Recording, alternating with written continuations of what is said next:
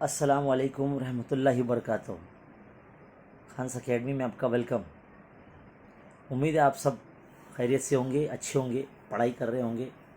आप सबकी स्कूल्स में शायद प्री बोर्ड एग्ज़ाम चल रहे होंगे, यानी प्रिलिमिनरी एग्ज़ामिनेशन जो है शुरू होंगे।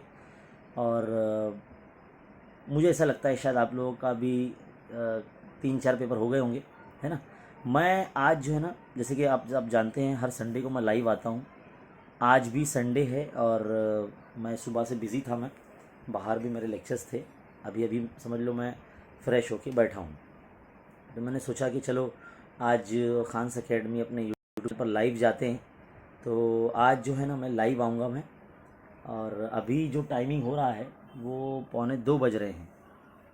तो मैंने सोचा कि हम लोग है ना दोपहर 4 बजे लाइव सेशन करते हैं, जिसका लिंक मैं थोड़ी देर में भी क्रिएट कर दूंगा मैं, है ना। जिसमें मैं साइंस 1 का 10th का साइंस 1 का एक पेपर सॉल्व करवाऊंगा, क्योंकि काफ़ी सारे बच्चों के मुझे जो है ना कमेंट्स मिल रहे हैं कि सर हमारा कल साइंस 1 का पेपर है, आप साइंस 1 का एक प्रिलिमिनरी एग्ज़ाम का जो है पेपर सॉल्व करवाइए।